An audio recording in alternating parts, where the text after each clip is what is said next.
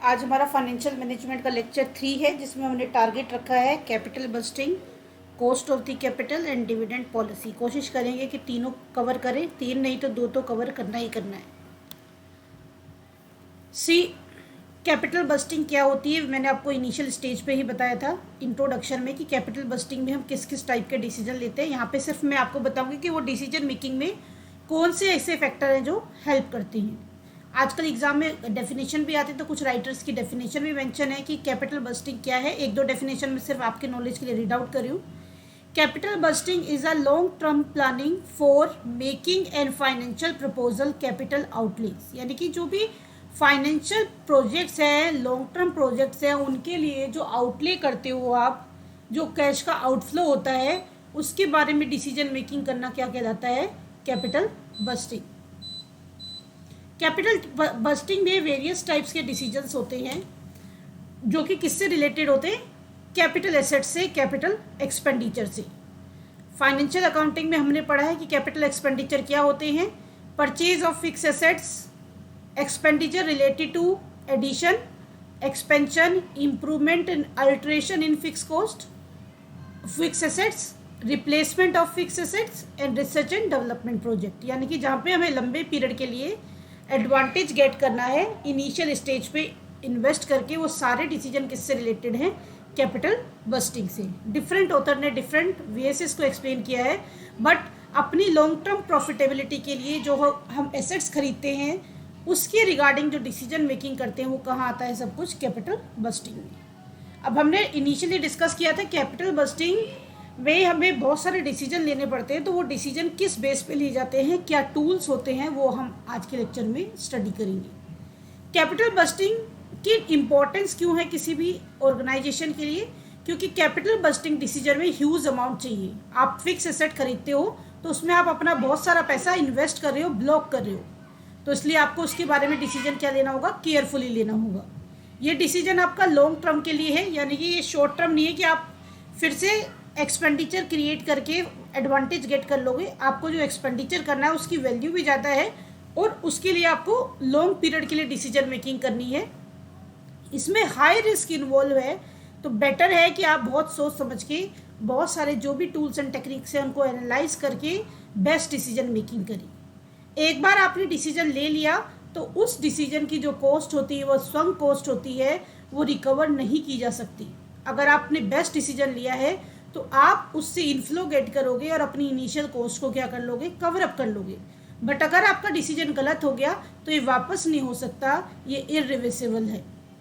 इसका effect long term तक पड़ता है। अगर आपने गलत डिसीजन दिया तो आपकी कंपनी की प्रॉफिटेबिलिटी, आपकी कंपनी की रेपुटेशन, आपकी कंपनी की अर्निंग एफिशिएंसी, सबके ऊपर इसका इम्पैक्ट पड़ेगा।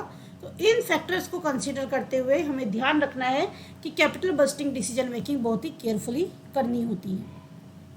कैपिटल बस्टिंग प्रोसेस में क्या करती है कंपनी? सबसे पहले बहुत सारे जो इन्वेस्टमेंट अल्टरनेटिव हैं, ऑप्शंस हैं वेरियस, उनको देखती है। फिर उनको अलग अलग टूल्स एंड टेक्निक्स के बेस पे इवेलुएट करती है। फिर डिसाइड करती है कि भाई फिक्सिंग प्रॉपर्टी का मतलब है कि किसको लेना है, कौन से ऑप्शन को यूज़ करना है।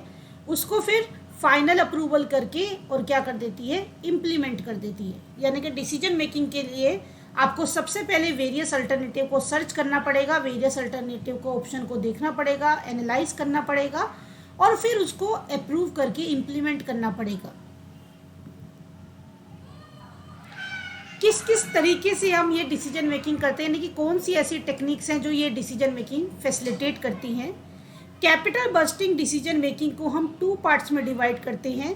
One is traditional method and another is modern method. MCQ point of view से, एग्जाम पॉइंट ऑफ व्यू से ये भी काफ़ी इंपॉर्टेंट है। सी, ट्रेडिशनल मेथड में मोस्टली 2 मेथड हम स्टडी करते हैं, पे back period method and accounting rate of return method. जो हमारे ट्रेडिशनल मेथड है वो नॉन डिस्काउंटिंग मेथड है, यानी कि ट्रेडिशनल मेथड में जो टाइम वैल्यू ऑफ मनी है, टाइम वैल्यू ऑफ मनी का कंसेप्ट कंसिडर नहीं होता। यानी कि ट्रेडिशनल मेथड ये मानते हैं कि आज जो 10 लाख की वैल्यू है, 15-25 ईयर्स के बाद ही वही वैल्यू होगी, इसकी वैल्यू इनहेंस नहीं होगी। तो ट्रेडिशनल मेथड में डिस्काउंटिंग मेथड और time value of money consideration नहीं होता है। लेकिन जितने भी मॉडर्न मेथड हैं उनमें डिस्काउंटिंग मेथड भी हम इनको कहते हैं, क्योंकि इनमें क्या होता है, time value of money consider होता है। टाइम वैल्यू ऑफ मनी इसमें क्या करते हैं, कंसीडर करते हैं। इसमें टाइम वैल्यू ऑफ मनी नहीं कंसीडर करते, नॉट कंसीडर। और इसमें time of value of money को क्या करते हैं, कंसीडर करते हैं, इंक्लूड करते हैं। यानी कि जितने भी मॉडर्न मेथड हैं उनके अकॉर्डिंग आज जो 10 लाख की वैल्यू है वो एक पर्टिकुलर टाइम पीरियड के बाद उसकी वैल्यू क्या हो जाएगी, लेस हो जाएगी। इसलिए हमें क्या चाहिए, उसके ऊपर रिटर्न चाहिए ताकि हम एक बेटर डिसीजन मेकिंग कर लें। ये कौन सी टेक्निक्स होती हैं, नेट प्रेजेंट वैल्यू मेथड जिसको पॉपुलरली हम एनपीवी मेथड भी कहते हैं, internal rate of return method जिसको हम आईआरआर कहते हैं, प्रॉफिटेबिलिटी इंडेक्स पीआई के नाम से पॉपुलर है ये, डिस्काउंटिंग पेबैक पीरियड यानी कि यहाँ पे आपने time value of money consider किए बिना पेबैक पीरियड निकाला था, और यहाँ पे आपने क्या किया, आपने डिस्काउंटिंग टेक्निक को यूज़ कर दिया। यानी कि time value of money factor को कंसीडर करके उसके बाद जो कैश फ्लो आया है, उसके बाद जो कैश फ्लो आया है उसको आपको कंसीडरेशन करना है। एक एक करके इनके फॉर्मूले देखते हैं जो कि इंपॉर्टेंट है। First one is payback period. Payback period क्या होता है, ध्यान से देखिए, न्यूमेरिकल नहीं कराऊंगी, यहीं पे साइड बाय एग्जांपल देती जाऊंगी। पेबैक पीरियड क्या होता है, पेबैक पीरियड होता है आपकी जो इनिशियल इन्वेस्टमेंट है उसको आप कितने टाइम में कवर कर देंगे। आपकी जो इनिशियल इन्वेस्टमेंट है उसको आप कितने टाइम में कवर कर देंगे। फॉर एग्जाम्पल, आपने एक मशीनरी को परचेज करने के लिए 5 लाख रुपीज़ का आउटफ्लो किया, 5 लाख रुपए आपने आउटफ्लो कर दिया।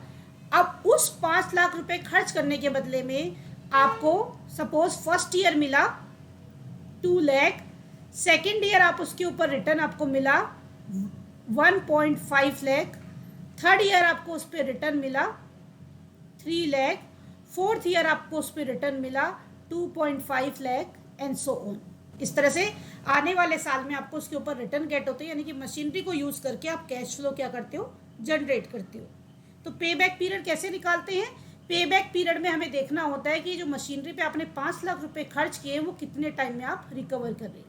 तो हम काउंट करेंगे, 2 लाख प्लस 1.5 लाख कितना हो गया, 3.5 लाख, 3.5 लाख प्लस 6.5 लाख, 5 लाख से ज़्यादा हो गया। यानी कि हम क्या देख रहे हैं यहाँ पे 2 ईयर कंप्लीट यूज़ हो रहे हैं, यानी कि 2 ईयर तो पूरे यूज़ हो रहे हैं 5 लाख की कवरिंग में।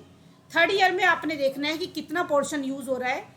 आप देख रहे हो 3.5 कंप्लीट हो गया, 5 लाख के लिए कितना चाहिए, 1.5, यानी कि 1,50,000 आपको रिक्वायर्ड है। 2 साल में आपने 3.5 यानी कि 3,50,000 कवर कर लिया। 5 लाख करने के लिए आपको कितना अमाउंट चाहिए, 1,50,000। लेकिन थर्ड ईयर में आपने जो अर्निंग की है वो कितनी है, 3 लाख।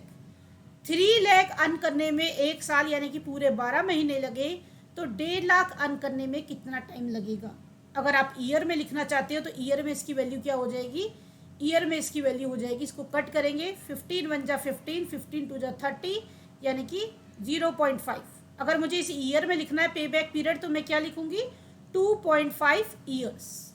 और अगर मंथ में लिखना है तो मैं देख रही हूँ 2 ईयर तो कंप्लीट है, 2 ईयर कंप्लीट है, और नेक्स्ट रिमेनिंग बैलेंस को निकालने के लिए आधा साल यूज़ हुआ है, यानी कि कितने मंथ यूज़ हुए हैं, 6 मंथ। तो पे बैक पीरियड या तो आप बोल सकते हो 2.5 ईयर, और you can say that 2 years and 6 month. ये बताइए क्लियर है कि नहीं।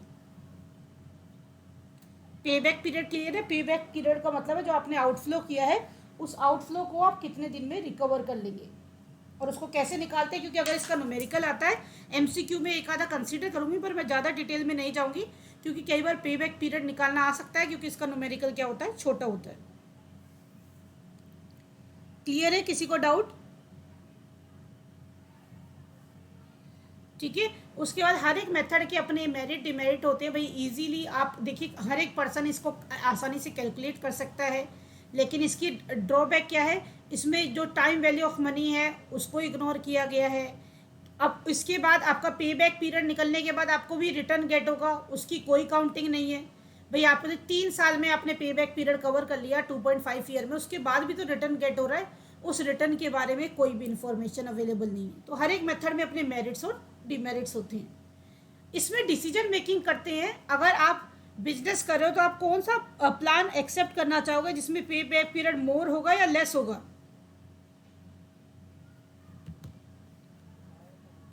ठीक है ना। तो जितना, क्योंकि हमारा मोटो क्या होता है, हमारा मोटो है जो हम इन्वेस्टमेंट कर रहे हैं उसकी इनिशियल अमाउंट जितना हो सके जल्द से जल्द एक्सेप्ट रिकवर कर ली।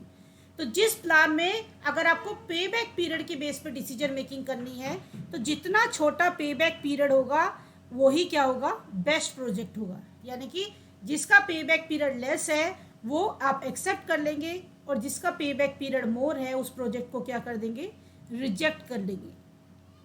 तो आपको क्या ध्यान देना है, आपको सिर्फ फॉर्मूला ध्यान देना है, आपको देखना है पे बैक पीरियड कैसे निकालते हैं, और उसके अलावा आपको क्या देखना है, एक्सेप्ट और रिजेक्टिंग क्राइटेरिया। एक बार सिर्फ नॉलेज के लिए मेरिट डिमेरिट को एक रीडिंग कर लेना, इसमें ज़्यादा टाइम कंज्यूम मत करना।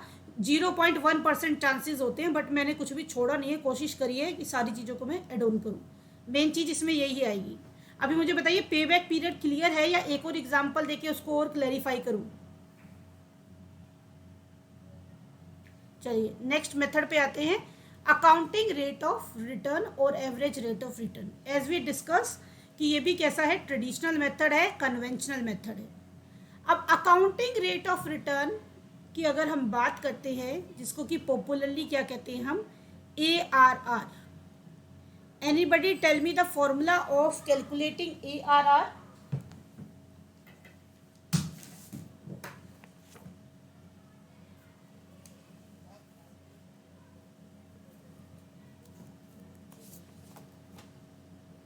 यस, कितने लोग एग्री हैं कि यही फॉर्मूला होगा? अपना पॉइंट ऑफ व्यू जरूर प्रेजेंट किया करो, क्योंकि इससे आपके भी कॉन्सेप्ट रिकॉल होंगे कि क्या आप कर रहे हो।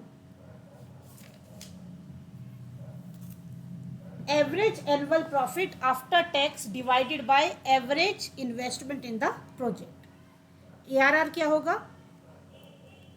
अगर आपको मल्टीपल ईयर दिए हुए हैं तो एवरेज प्रॉफिट लेना है, और अगर 1 साल का डेटा गिवन होता है तो हम उसी प्रॉफिट को क्या मान लेते हैं, average profit. Average annual profit after tax divided by average investment. अगर इन्वेस्टमेंट आपको ओपनिंग और क्लोजिंग बैलेंस दिया है तो दोनों को क्या करते हैं आप, opening balance plus closing balance divided by 2। अगर आपको कुछ भी नहीं दिया हुआ, सिर्फ आपको क्या दिए हुए है, ओपनिंग और क्लोजिंग बैलेंसेस, वो तो सिंपल एवरेज का फंडा है। लेकिन कई बार हमें क्या है, बहुत सारी मल्टीपल चीज़ें दी होती हैं जिसको एडजस्ट करके हमें क्या निकालना होता है, एवरेज इन्वेस्टमेंट। एवरेज इन्वेस्टमेंट क्या होगा, average investment is equal to half initial cost plus expenses on installation, या यू कैन से दैट जो भी खरीदने के टाइम पे खर्चा किया जाता है वो सारा इसमें कंसीडर करेंगे, इंस्टॉलेशन एक्सपेंसेस। अगर एसेट की कोई साल्वेज वैल्यू है, फेच वैल्यू है, आपको पता है salvage value, fetch value, residual value means the same, उसको माइनस कर देंगे एवरेज निकालने में, और इस साल्वेज वैल्यू को वापस क्या कर देते हैं, एड ऑन कर देते हैं। क्योंकि एवरेज निकालने के लिए बाद में आपको ये वैल्यू रिकवर होती है, तो एक्चुअल वैल्यू निकालने के लिए पहले से माइनस करते हैं, और क्योंकि ये बाद में रिकवर हो जाएगी इसलिए वापस इसे क्या कर देते हैं, एड बैक। एक बार फिर से रिपीट कर रही हूँ, अगर आपको सिर्फ नॉर्मल चीज़ें दी हुई हैं तो हम क्या करते हैं, opening balance plus closing balance divided by 2। लेकिन अगर आपको मल्टीपल चीज़ें दी हुई हैं तो हम क्या करते हैं, half initial cost plus installation expenses, या कोई भी ऐसी एक्सपेंसेस जो कि परचेज करने के डे पे की गई है, minus salvage value plus salvage value, और अगर कोई एडिशनल वर्किंग कैपिटल है सिचुएशन में तो उसको भी क्या कर देते हैं, ऐड। कौन सी करते हैं, जो कि मशीनरी आने के बाद आपको एक्स्ट्रा खर्चा करना पड़ा, एक्स्ट्रा इन्वेस्टमेंट करना पड़ा, तो एडिशनल अगर कोई वर्किंग कैपिटल की है तो वो भी इसमें क्या हो जाती है, ऐड। सिर्फ फॉर्मूले के ऊपर ही फोकस करना है, ज़्यादा हमें डेप्थ में नहीं जाना है। और अर्निंग आफ्टर टैक्स आपसे पूछा हुआ है, अर्निंग आफ्टर टैक्स यानी कि अर्निंग आफ्टर टैक्स का मतलब क्या है, सब कुछ पे करने के बाद जो आपका नेट प्रॉफिट आता है उसको यहाँ पे यूज़ करना है, क्योंकि नेट प्रॉफिट का मतलब क्या होता है, अर्निंग आफ्टर टैक्स। इतना बताइए क्लियर है कि नहीं। मेरिट डिमेरिट सेम होंगे, जैसे कि आपका ट्रेडिशनल मेथड में हर किसी में एक प्रॉब्लम तो यही होगी कि इसमें टाइम वैल्यू ऑफ मनी यानी कि डिस्काउंटिंग टेक्निक इग्नोर की जाती है, उसको यूज़ नहीं किया जाता। सबसे बड़ी डिसएडवांटेज ही यही है। और अगर मेरिट की बात करें तो ये मेथड बिल्कुल सिंपल है, इसमें ज़्यादा कॉम्प्लेक्स नहीं होता है। ये अकाउंटिंग इन्फॉर्मेशन जो हमें अकाउंट से इन्फॉर्मेशन मिलती है उससे डायरेक्टली कैलकुलेट हो जाते हैं और इसमें कोई भी कॉम्प्लेक्स नहीं होता है। अब क्वेश्चन ये राइज होता है कि भाई इसके बेस पे डिसीजन मेकिंग कैसे करते हैं। अगर हम बात करें अकाउंटिंग रेट ऑफ रिटर्न, इस सिचुएशन में किसको एक्सेप्ट करोगे, accounting rate of return is more than the pre determined rate of return. आपने पहले से डिसाइड किया था कि भाई जो अकाउंटिंग या एवरेज रेट है उससे कंपेयर करने के लिए आपने पहले से एक रेट डिसाइड किया कि भाई 10% प्रॉफिटेबिलिटी होनी चाहिए या 10% हमें रिटर्न गेट होना चाहिए, लेकिन आपका जो रिटर्न गेट हो रहा है वो उससे ज़्यादा हो रहा है या उससे कम हो रहा है, उस सिचुएशन के ऊपर आप डिसीजन मेकिंग करते हैं। सपोज आपका जो ARR है वो प्री डिटरमाइंड रेट से क्या है, मोर है। अगर आपका ARR प्री डिटरमाइंड रेट से ज़्यादा है तो आप उस प्रोजेक्ट को क्या करते हो, एक्सेप्ट। और अगर आपका ARR प्री डिटरमाइंड रेट से कम है तो उस प्रोजेक्ट को क्या रखते हो, रिजेक्ट में। ठीक है, यानी कि हम कह सकते हैं if ARR is greater than predetermined rate then accept the proposal, otherwise reject the proposal. Equal है तो वो इक्वल की सिचुएशन क्या होती है, इनडिफरेंट। कोई भी चीज़ अगर नो प्रॉफिट नो लॉस या प्री डिटरमाइंड के इक्वल है तो वहाँ पे डिपेंड करता है कि डिसीजन मेकर क्या करता है, उसको बोलते हैं indifference situation. Now come at modern method. Modern method में सबसे पहला मेथड होता है net present value method. Net present value method में हम क्या करते हैं, हम सबसे पहले जितना भी फ्यूचर कैश इनफ्लो है, जो फ्यूचर में कैश का इनफ्लो होना है, उन सारे इनफ्लो का क्या निकाल देते हैं, प्रेजेंट वैल्यू, और उसका क्या कर देते हैं, समेशन। जितने भी फ्यूचर में आपको रिटर्न मिल रहे हैं उन सब का क्या निकाल दोगे, प्रेजेंट वैल्यू, और उसमें से जो आपने आउटफ्लो किया है यानी कि जो समेशन है प्रेजेंट वैल्यू का, उसमें से आपने जो इन्वेस्टमेंट की है उस इन्वेस्टमेंट की प्रेजेंट वैल्यू क्या कर देते हैं, लेस कर देते हैं। इन्वेस्टमेंट प्रेजेंट वैल्यू, और आप कह सकते हो इसके अलावा इसको present value of initial outflow. अगर आपको कोई भी रिटर्न गेट हो रहा है उसको 1 यानी कि 0 ईयर में कन्वर्ट करके लाइए और उसके बाद इनिशियल इन्वेस्टमेंट को माइनस कर दीजिए। फॉर एग्जांपल सपोज आपको रिटर्न गेट हो रहे हैं 0, 1, 2, 3, 4, 5। 0 ईयर पे आपने एक्सपेंडिचर कर दिया 5 लाख का, 1 ईयर के बाद आपको मिला 4 लाख, 2 ईयर के बाद आपको मिला 3 लाख, 3rd ईयर के बाद मिला आपको 2 लाख, 4th ईयर में आपको मिला 1 लाख, 5th ईयर में आपको मिला 1 लाख। तो ये जो 0 ईयर पे आप एक्सपेंडिचर करते हो इसे बोलते हैं हम इन्वेस्टमेंट प्रेजेंट वैल्यू, और यू कैन से PV ऑफ इनिशियल आउटले।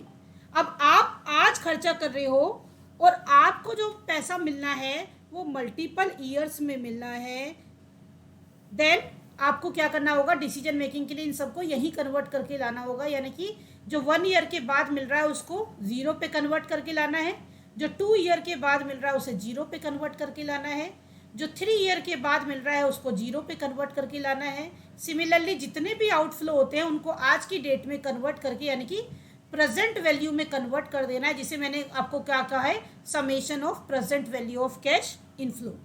उसमें से जो आपने 0 ईयर पे एक्सपेंडिचर किया उसे माइनस करना है और उसके बेस पे डिसीजन मेकिंग करनी है कि ये प्रोजेक्ट आपके लिए प्रॉफिटेबल होगा या नहीं होगा। यानी कि हम कह सकते हैं net present value is equal to net present value is positive then accept the proposal, net present value is negative reject the proposal. Beside this, अगर आपके पास मल्टीपल प्रोजेक्ट है, मल्टीपल ऑप्शन है और उसमें से चूज करना है, तो आप उस प्रोजेक्ट को चूज करोगे जिसका एनपीवी क्या होगा, मोर होगा। जिसका एनपीवी मोर होगा उस प्रोजेक्ट को क्या करेंगे आप, एक्सेप्ट कर लेंगे। इतना बताइए क्लियर है कि नहीं।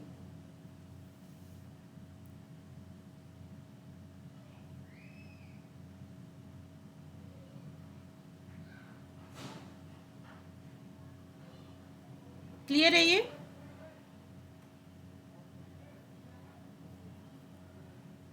एनपीवी जीरो हो तो in different situation decision maker के ऊपर डिपेंड करता है। अगर जरूरी है खरीदना तो वो खरीदेगा, अदरवाइज वो अपने अलग ऑप्शन की यू कैन से एनालाइज करेगा जहाँ पे उसको बेनिफिशियल हो, तब तक वो लीज पे एसेट को लेके काम चला सकता है। लेकिन कई पर्सन ऐसे होते हैं वो सोचते हैं अभी एनपीवी जीरो है, ये एक्सपेक्टेड कैश फ्लो है, इट में बी पॉसिबल कि हमें आगे भी इसका एडवांटेज गेट हो जाए और एनपीवी पॉजिटिव हो जाए।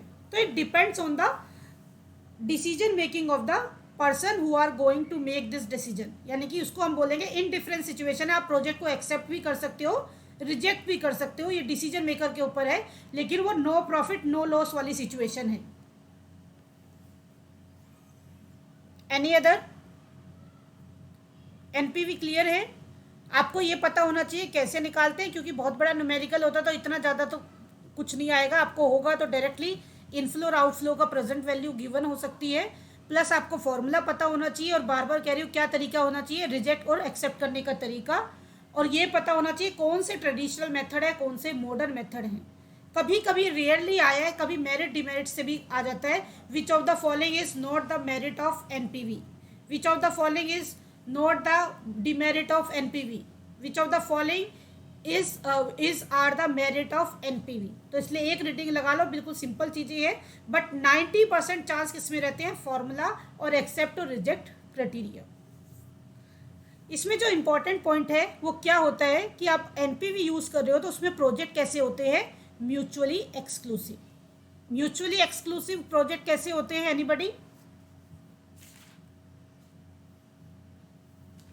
म्यूचुअली एक्सक्लूसिव प्रोजेक्ट कैसे होते हैं? ऐसे प्रोजेक्ट जिसमें अगर आप एक को एक्सेप्ट करोगे तो दूसरे को क्या करना पड़ेगा, रिजेक्ट। तो ऐसी सारी चीजें, प्रोजेक्ट हो या कुछ भी हो, जिसका एक की डिसीजन मेकिंग पे दूसरे के ऊपर इम्पैक्ट पड़ता है, उनको बोलते हैं म्यूचुअली एक्सक्लूसिव। यानी कि अगर आप एक ऑप्शन को एक्सेप्ट करोगे तो डेफिनेटली आपको दूसरे ऑप्शन को क्या करना होगा, रिजेक्ट। तो एनपीवी मेथड हम ऐसे जगह पे यूज़ करते हैं जहाँ पे आपको मल्टीपल चीज़ों में चूज़ करना है और बेस्ट, अपने लिए जो बेस्ट है उसे चूज़ करना है, वहाँ पे एनपीवी का फंडा बेस्ट होता है। एनपीवी की हेल्प से हमें शेयर होल्डर की जो वेल्थ है उसे मैक्सिमाइज करने में क्या मिलती है, हेल्प मिलती है। ये थोड़ा सा डिफिकल्ट है क्योंकि इसमें टेबल देखनी पड़ती है, टेबल से कैलकुलेशन करना पड़ता है, टाइम वैल्यू ऑफ मनी के हिसाब से प्रेजेंट वैल्यू कैलकुलेट करनी होती है। हर एक प्रोजेक्ट की अलग अलग लाइफ भी हो सकती है, यानी कि अगर प्रोजेक्ट की लाइफ अलग अलग है, डिफरेंट लाइफ है, अब मान लो आपके पास 4 मशीनरी खरीदने के ऑप्शन है और एक ऑप्शन में आपको रिटर्न मिलेगा 5 ईयर तक, एक ऑप्शन में आपको रिटर्न मिलेगा 6 ईयर तक, एक ऑप्शन में आपको रिटर्न मिलेगा 10 ईयर तक। हर एक ऑप्शन का रिटर्न गेट करने का अगर टाइम पीरियड अलग अलग होता है तो वहाँ पे भी हम इस पर्टिकुलर फंडे को इस्तेमाल नहीं करते हैं। तो ये पॉइंट ध्यान रखना, जो जो ज़्यादा इंपॉर्टेंट है वो मैं आपको बताती चल रही हूँ साइड बाय साइड। तो ये 2 पॉइंट पिक हो सकते हैं while making particular MCQ. Then after that come at the next. अच्छा, दूसरी चीज, अगर नेट प्रेजेंट वैल्यू आपको निकालनी है, क्योंकि इसमें क्या होता है, आपके अनइक्वल और इक्वल दोनों तरह के कैश फ्लो हो सकते हैं। अगर आपको जो रिटर्न गेट हो रहा है वो रिटर्न कैसा गेट हो रहा है, सेम, यानी कि अगर रिटर्न की वैल्यू क्या है, सेम है, ईच ईयर आपको सेम रिटर्न गेट हो रहा है, इनफ्लो गेट हो रहा है, तो सेम रिटर्न की सिचुएशन में कौन सा टेबल देखते हैं, PVAF। और अगर जैसे मैंने एग्जांपल लिया हर साल अलग है, कभी 4 लाख है, कभी 3 लाख है, 2 लाख है, 1 लाख है, अलग अलग अगर रिटर्न गेट हो रहा है तो डिफरेंट और अनइक्वल रिटर्न में, अगर रिटर्न कैसा है, अनइक्वल, अनइक्वल रिटर्न में आपको क्या देखना होता है, PVF। बताइए क्लियर है कि नहीं। इक्वल है तो आप प्रेजेंट वैल्यू एन्युटी फैक्टर की टेबल की हेल्प से वैल्यू निकालते हैं, और अनइक्वल है तो आप PVF की हेल्प से निकालते हैं। क्योंकि इसमें टेबल देखनी होती है तो ऑब्वियसली न्यूमेरिकल इसका नहीं आता है, बट ये क्वेश्चन हो सकता है कि किस सिचुएशन में कौन सी टेबल यूज होती है। क्लियर है ये चीज। Now come at next, internal rate of return. Internal rate of return क्या होता है, इसका जो बेसिक फंडा है, ये भी एग्जाम पॉइंट ऑफ व्यू से 3-4 पॉइंट इंपॉर्टेंट है। इंटरनल रेट ऑफ रिटर्न जिसे हम IRR भी कहते हैं, ये वो रेट है जिस पे डिस्काउंटेड कैश फ्लो क्या होता है, 0 होता है। It is the rate at which discounted cash flow to 0 it is expected by the following ratio. यानी कि इसको कैसे निकालती है, cash inflow divided by initial investment. यानी कि आप क्या करते हो, आप ये देखते हो ऐसी रेट जिस रेट पर, ऐसी रेट जिस रेट पर present value of cash inflow 0 होती है, उस रेट को कहते हैं हम इंटरनल रेट ऑफ रिटर्न। इसका मतलब क्या है, एटलीस्ट इतना रिटर्न तो चाहिए कि आपकी प्रेजेंट में इनफ्लो और आउटफ्लो की वैल्यू क्या हो जाए, न्यूट्रलाइज हो जाए, इक्वल हो जाए। उसके बाद अगर उससे ऊपर आपको ऑप्शन मिलते हैं तो you should go for that, but उससे नीचे नहीं जाना है, क्योंकि अगर उस रेट से आप नीचे गए तो आपका जो NPV है वो क्या हो जाएगा, नेगेटिव हो जाएगा। ये बताइए, एक ये बात क्लियर है कि नहीं, कि IRR क्या है। IRR मीन्स ऐसी रेट जिस पर present value of cash inflow क्या हो जाए, 0 हो जाए। तो अगर 0 हो गया it means no profit no loss. जितना आप आउटफ्लो कर रहे हो आज की डेट में, फ्यूचर में जो इनफ्लो आने वाले हैं उनकी प्रेजेंट वैल्यू भी उसके इक्वल है। इसके लिए यूज क्या तरीका किया जाता है, इसका कोई प्रॉपर तरीका नहीं होता है। इसमें हम यूज करते हैं hit and try method. Hit and try method use करते हैं, यानी कि बहुत सारी रेट्स अप्लाई करते हैं और फिर चेक करते हैं कि किस रेट पे NPV क्या आ रहा है, 0 आ रहा है। लेकिन हिट एंड ट्राई से सेव करने के लिए कुछ पर्टिकुलर फाइनेंशियल प्रोफेसर्स ने इसका एक फॉर्मूला डेवलप किया है। उस फॉर्मूले को हम कैसे राइट करते हैं, IRR is equal to base factor plus positive NPV value into DP upon difference in positive and negative net present value. अब मैं इसको अपनी सिंपल लैंग्वेज में बताती हूँ, तो थ्योरेटिकल लैंग्वेज है कि फॉर्मूला किस तरह से लिखा होगा। कई बार क्या होता है, आपने सपोज 2 रेट यूज़ की, आपने क्या किया, 2 रेट यूज़ की, और ऐसी 2 रेट यूज़ करनी है जिसके ऊपर एक में जो आपका नेट प्रेजेंट वैल्यू है वो क्या हो, पॉजिटिव हो, और ऐसी रेट जिस पे NPV आपका नेगेटिव हो। ऐसी 2 रेट यूज़ करनी है, और फिर उनके बेस पे IRR कैसे निकालना है। IRR होगा लोअर रेट, यानी कि जो दोनों रेट है इनमें से जो लोअर रेट होगी उसको लिखेंगे लोअर रेट प्लस NPV, यानी कि net present value at lower rate upon net present value at lower rate minus net present value at higher rate into difference between higher rate minus lower rate, यानी कि दोनों का क्या निकाल देना है, डिफरेंस। इस तरह से भी इस फॉर्मूले को लिख सकते हैं, और ऐसे भी लिख सकते हैं base factor means lower rate, positive net value means NPV at lower rate, DP means difference between rate, यानी कि higher rate minus lower rate, और आपका जो नेगेटिव इनफ्लो है उसका और पॉजिटिव इनफ्लो का डिफरेंस कहाँ रखना है, डिनोमिनेटर में। इस फॉर्मूले को यूज करके हम वो रेट कैलकुलेट करते हैं जहाँ पे प्रेजेंट वैल्यू की जो present value of inflow is equal to present value of outflow. इसको प्रॉपरली राइट कर देती हूँ, बाद में आपको कंफ्यूजन ना हो कि हमने लिखा क्या है। इतना मुझे बताइए, मेरी बात क्लियर हुई कि नहीं हुई। अगर डाउट है तो पूछ लीजिए कि क्या है। एक तो ये चीज़ ध्यान रखना है कि आपको ऐसी रेट कैलकुलेट करनी होती है जिसपे कि एनपीवी क्या हो जाए, ज़ीरो हो जाए, और you can say that present value of cash inflow is equal to present value of cash outflow. इस तरह से 3-4 तरीके से इसको आप याद रख सकते हो, क्योंकि कोई भी स्टेटमेंट यूज़ की जा सकती है। मैं मेंशन भी कर देती हूँ, present value of inflow equal to present value of outflow. बताइए क्लियर है कि नहीं? इससे ज़्यादा आईआरआर में पढ़ने की नीड नहीं है। नेक्स्ट टॉपिक के ऊपर आते हैं। मेरिट डिमेरिट, हर पे कोई मेरिट डिमेरिट होता है। इसका सबसे बड़ा डिमेरिट क्या है? टाइम कंज्यूमिंग है, कंफ्यूजिंग है, क्योंकि इसमें हिट एंड ट्राई और मल्टीपल रेट्स यूज़ करनी होती है। तो सबसे बड़ा डिमेरिट तो है, कंफ्यूजिंग है, ये कॉम्प्लिकेटेड है मेथड। और इसकी खूबी क्या है? इसमें time value of money factor consider है, इनफ्लो आउटफ्लो दोनों को कंसीडर किया जाता है, जैसे कि एनपीवी में किया जाता है। और इसमें पर्टिकुलरली आपके पास एक अप्रोक्सीमेशन वैल्यू नहीं आती, एक्चुअल वैल्यू आती है। एनपीवी में हम अगर रेट निकालना हो तो हम अप्रोक्स रेट निकालते हैं, लेकिन आईआरआर में हम जो रेट निकालते हैं वो ऑलमोस्ट इक्वल आती है, यानी कि ऐसी रेट होती है जो एक्चुअल रेट के बहुत ही नियर होती है। तो सिर्फ ये थोड़ी सी बातें आईआरआर के बारे में याद रखनी है। एनपीवी और आईआरआर अच्छे से क्लियर है? आगे बढ़े। तो ये चीज़ें बार बार मैं रिपीट कर रही हूँ कि पेपर में किस तरह से क्वेश्चन आया हुआ है। बहुत बार सिर्फ यही आया हुआ है, which of the following is not the traditional method, या विच ऑफ द फॉलोइंग आज द मॉडर्न मेथड, इस तरह से चीज़ें आई हुई है। एनपीवी का फॉर्मूला आया हुआ है, आईआरआर का क्या फॉर्मूला होता है, या फॉर्मूला गिवन है उसमें आपको कोई डेरिवेशन, आपको कुछ उसके स्टेप्स पूछ लिए कि भाई आप अगर आईआरआर निकालते तो उसके लिए क्या क्राइटेरिया होना चाहिए, तो वो भी मैंने आपको बता दिया कि क्या करते हैं।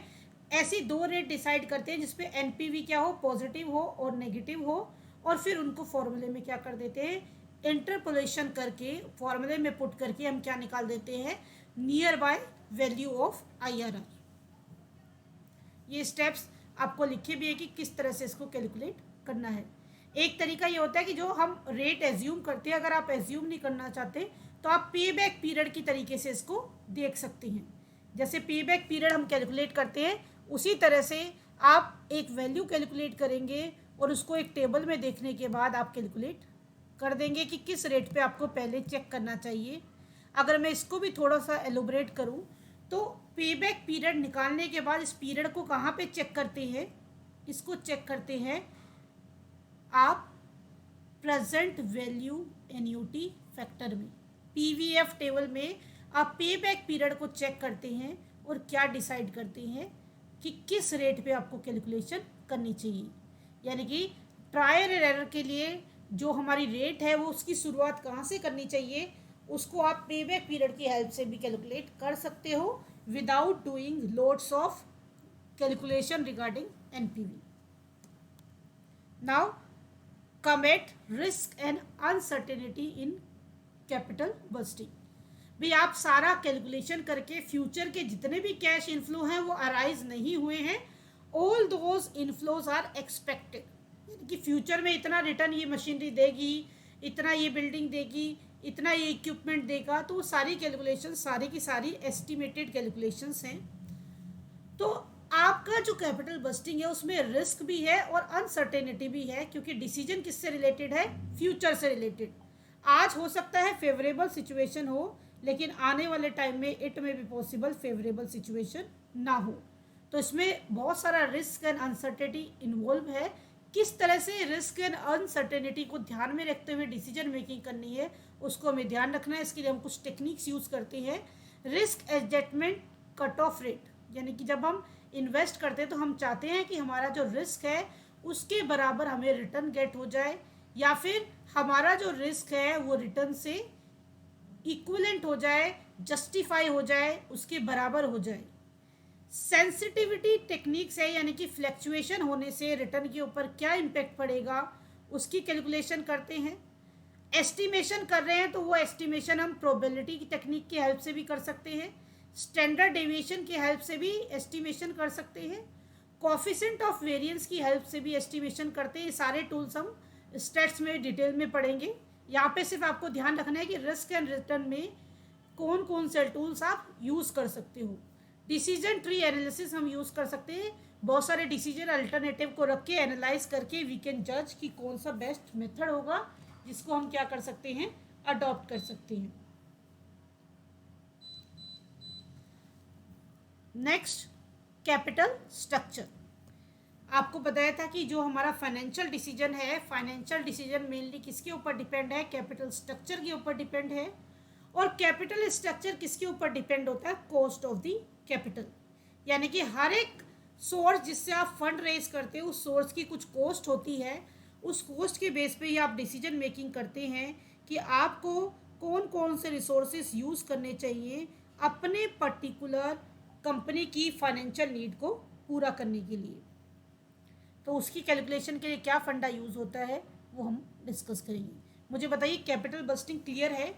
क्या क्या ध्यान रखना है, कैपिटल बस्टिंग क्या है, क्या उसकी प्रोसेस है, कौन सी ट्रेडिशनल टेक्निक्स हैं, कौन सी मॉडर्न टेक्निक्स हैं, किसका क्या फॉर्मूला है, किसका एक्सेप्टेंस और रिजेक्शन का क्या क्राइटेरिया है, एनपीवी कहाँ पे यूज़फुल है। आपको बताया अगर नंबर ऑफ ईयर जो कि एक्सपेक्टेड इनफ्लो के हैं वो इक्वल है तो एनपीवी बेस्ट है, और अगर अनइक्वल है तो कौन बेस्ट होगा, आईआरआर।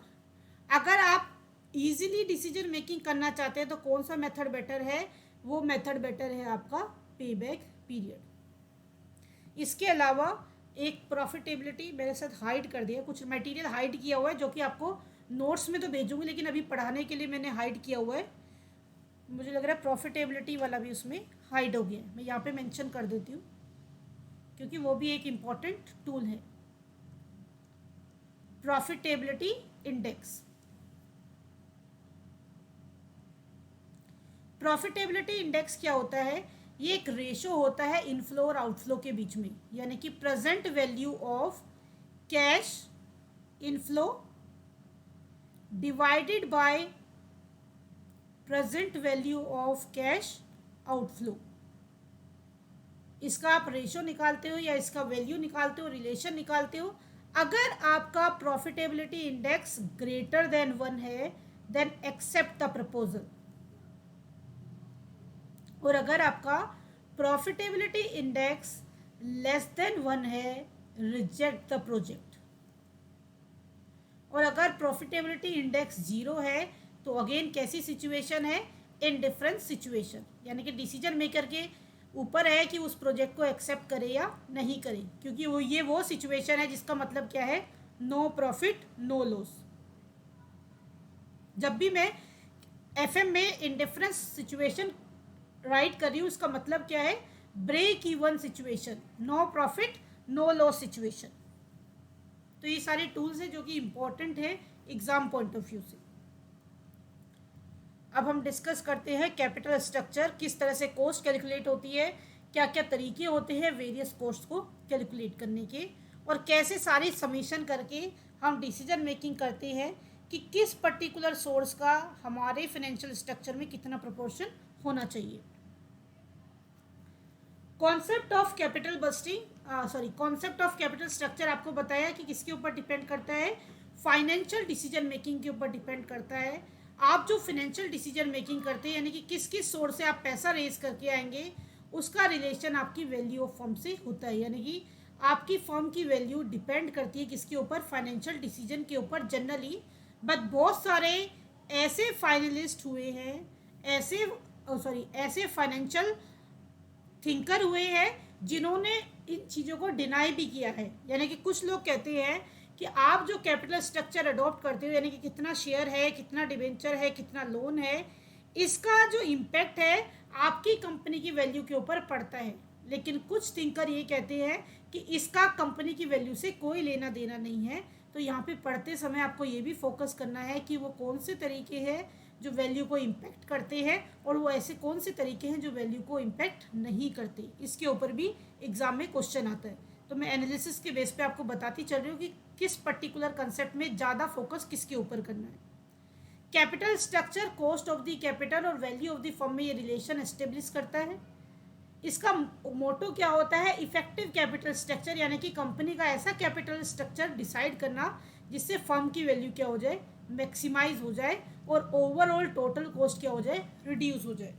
सिंपल वर्ड्स में आप कह सकते हो कि ऐसा कैपिटल स्ट्रक्चर जिससे कैश का जो आउटफ्लो हो रहा है वो कम हो और इनफ्लो क्या हो, ज़्यादा हो, बिजनेस में आपको जो फंड मिल रहा है वो ज़्यादा मिल जाए without paying much cost.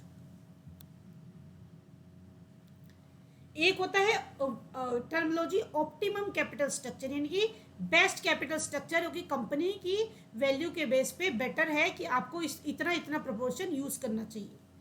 Optimum capital structure is the capital structure at which the weighted average cost of the capital is minimum. देखिए, आपको मैंने बताया कि हम हर एक सोर्स का पर्टिकुलरली कॉस्ट निकालेंगे और सबको एड ऑन कर देंगे, और सबको ऐड करके क्या निकलता है, weighted average cost of the capital. जो weighted average cost of the capital calculate होती है, अगर वो मिनिमम है, अगर किसी ऑप्शन की weighted average cost of the capital minimum है तो वो कैसा ऑप्शन है, best option. Weighted average cost of the capital का मतलब है सारी कॉस्ट आपने कंसीडर कर ली, कॉस्ट ऑफ इक्विटी और you can say cost of shares, equity and preference both ले लेते हैं, plus cost of debentures and loan,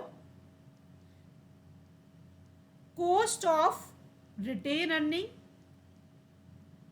ये सबका समेशन किया, और जहां पे आपको कम खर्चा आया, क्योंकि कॉस्ट कम आने का मतलब है एक जो फिक्स पे आउट है वो क्या हो जाता है, रिड्यूस हो जाता है। अगर आपको कम बाहर पे करना है तो कंपनी के लिए प्रॉफिट ज़्यादा बचेगा। तो ऐसा कैपिटल स्ट्रक्चर जिसमें कि ओवरऑल कॉस्ट और you can say weighted average cost minimum आती है, उसे हम क्या कहते हैं, ऑप्टिमम कैपिटल स्ट्रक्चर। क्लियर है? किसी का अभी तक कोई क्वेश्चन हो तो पूछ लीजिए।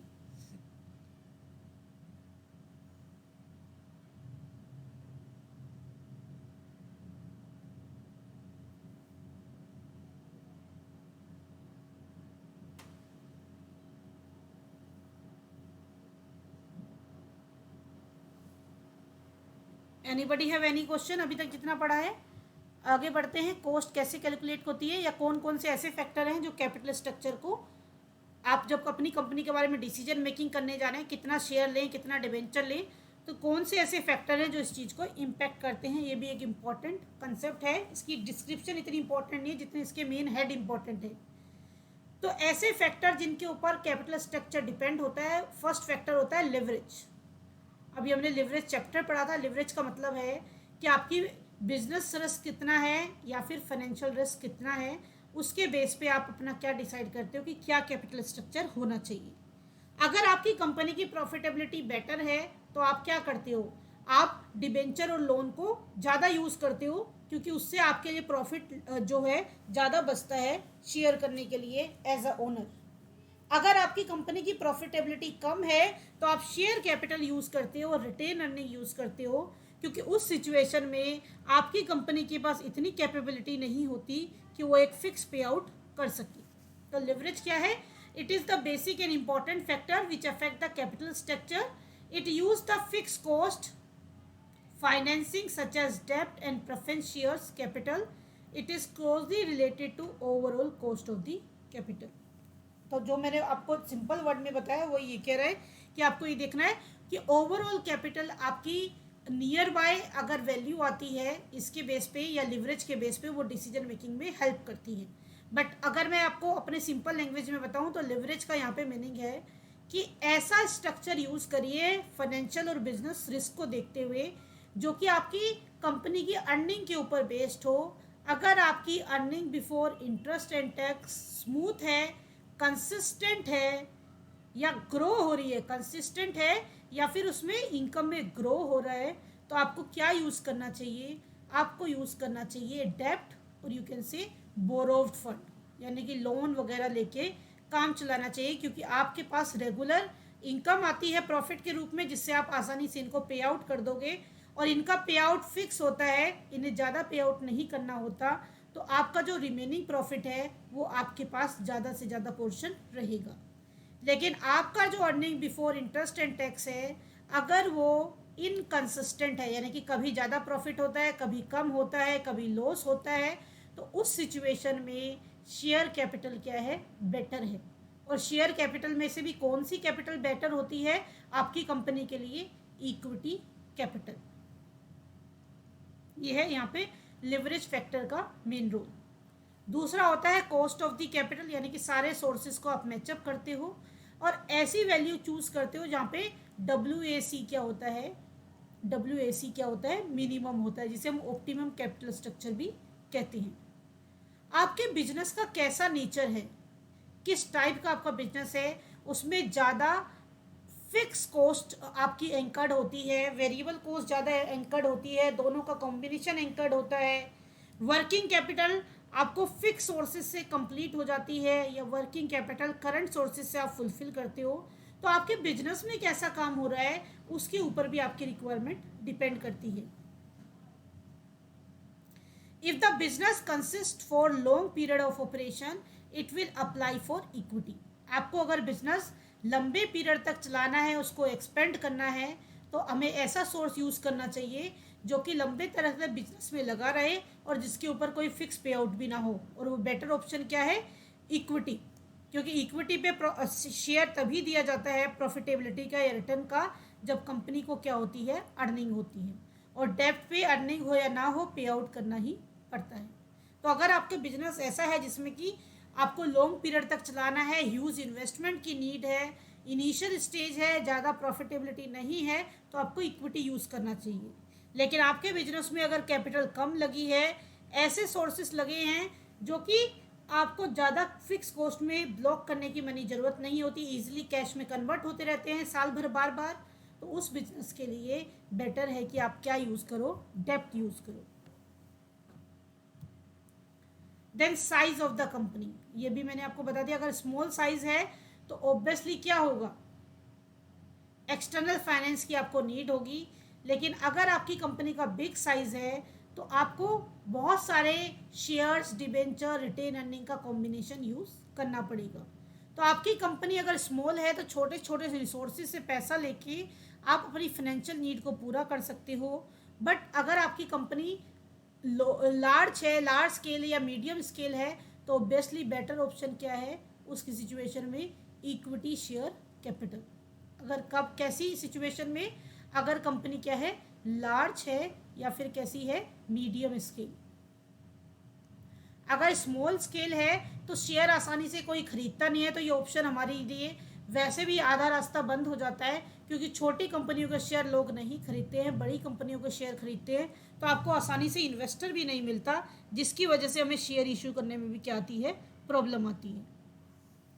लीगल रिक्वायरमेंट, भाई कुछ रिक्वायरमेंट होती है, जैसे बैंकिंग कंपनी है, बहुत सारी की एजुकेशनल इंस्टीट्यूशन है, एजुकेशनल कंपनीज हैं, उनको रिस्ट्रिक्शन होती है, उनके लिए रेशनिंग होती है कि इससे ज़्यादा वो डिबेंचर से या इससे ज़्यादा वो इक्विटी कैपिटल से फंड रेज नहीं कर सकते। तो अगर आपको कोई रिस्ट्रिक्शन है, आपका बिजनेस ऐसा है जिसके ऊपर रिस्ट्रिक्शन लगी हुई है कि आप उस पर्टिकुलर रेंज में ही इक्विटी और डिबेंचर का यूज़ कर सकते हो, तो उस सिचुएशन में हम उसी पर्टिकुलर स्ट्रक्चर को यूज़ करेंगे, उसी ब्रैकेट में यूज़ करेंगे जो कि अलाउड की गई है। तो वहाँ पे हमारे पास ऑप्शन ख़त्म हो जाते हैं। रिक्वायरमेंट ऑफ इन्वेस्टर, कई बार क्या होता है कि जो कंपनी में इन्वेस्ट कर रहा है उसकी क्या रिक्वायरमेंट है, उसके बेस पे भी आप डिसीजन मेकिंग करते हो। सपोज आपकी कंपनी में इन्वेस्ट करने वाले जो पर्सन है वो क्या चाहते हैं, उसके बेस पे आप डिसाइड करते हो कि आप इक्विटी शेयर कैपिटल रेज करें या आप डिबेंचर रेज करें। फॉर एग्जाम्पल, ध्यान से समझना, अगर आपके ऐसे इन्वेस्टर्स हैं जो आपकी कंपनी में रिस्की कैपिटल लगाना चाहते हैं और मोर रिटर्न लेना चाहते हैं,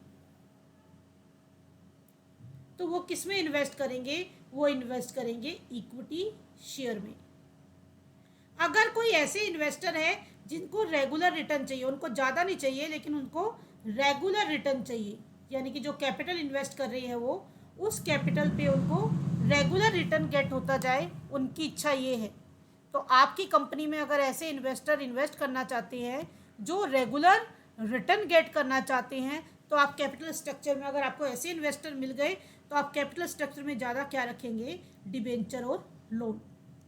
रेगुलर रिटर्न की सिचुएशन में क्या करते हैं, डिबेंचर एंड लोन।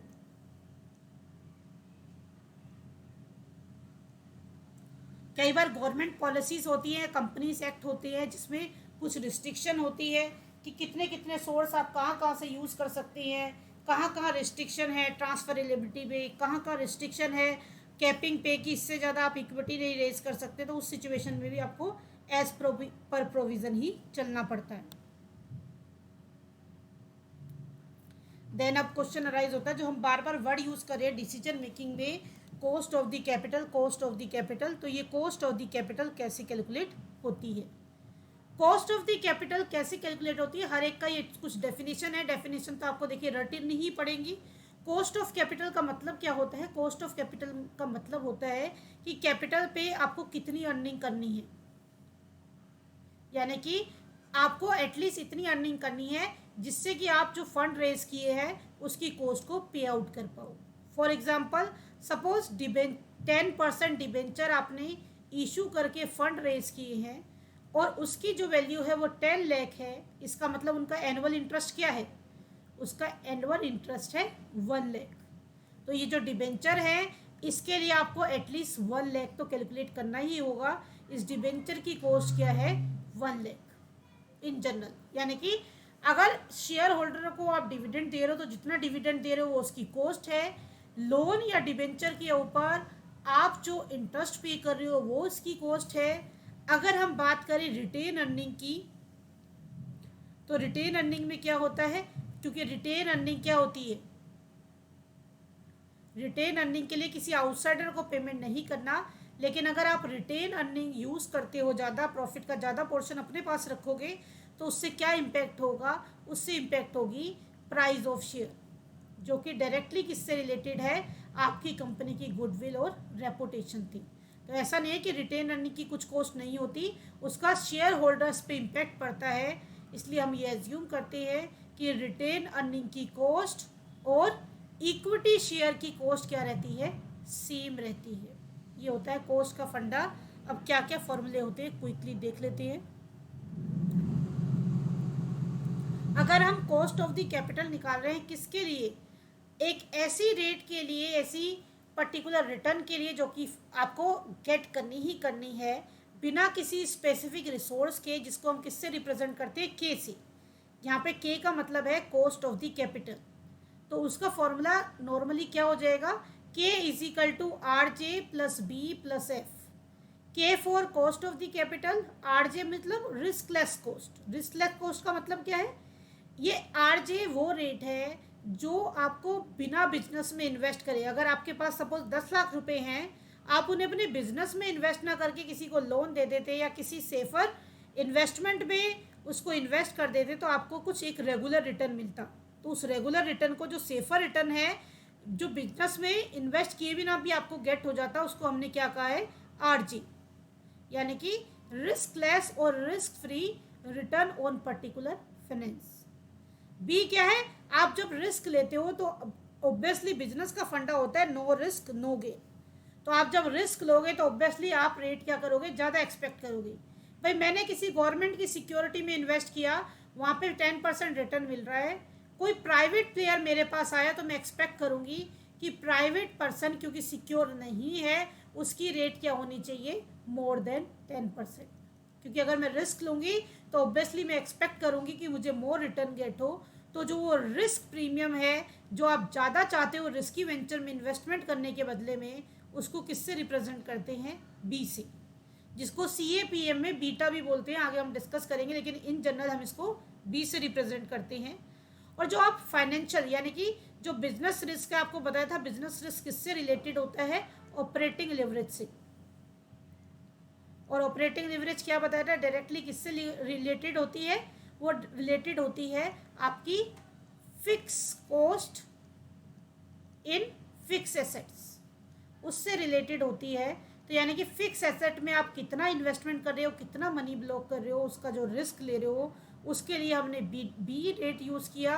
और जो आप फाइनेंशियल रिस्क ले रहे हो, फाइनेंशियल रिस्क का मतलब है फिक्स इंटरेस्ट पेमेंट, यानी कि फिक्स इंटरेस्ट पेमेंट का आपकी कंपनी के ऊपर कितना बर्डन है, उसको कंसिडर करते हुए कैलकुलेशन कर रहे हो, उसको हमने एफ से रिप्रेजेंट किया है।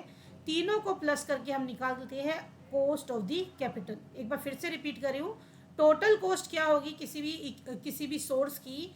पहली रिस्क फ्री रेट, यानी कि जो आपके पास पैसा है, आप अगर उसे कहीं और इन्वेस्ट करते तो क्या आपको गेट होता, या कहीं और से रेज करके लाते तो उसके लिए मिनिमम कितना आपको रेट देनी पड़ती।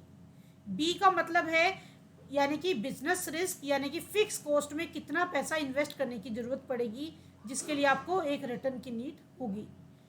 आप अगर डिबेंचर इशू करके या लोन लेके फंड रेज करना चाहते हैं तो उसके लिए आपको एक रेगुलर रिटर्न देना पड़ेगा, जो कि आपके बिजनेस के ऊपर एक फिक्स बर्डन होगा, प्रॉफिट हो या नहीं हो उसको आप पे आउट करोगे, तो उसको भी आप परसेंटेज में या रेट में कन्वर्ट कर लेते हो। तो आपको कितना कॉस्ट है, आपकी कॉस्ट क्या हो गई, summation of riskless, financial risk and business risk, तीनों को प्लस किया, उतना आपको कम से कम अर्न करना ही करना है ताकि आप फ्यूचर में बिजनेस को स्मूथली चला पाओ। इतना बताइए क्लियर है कि नहीं?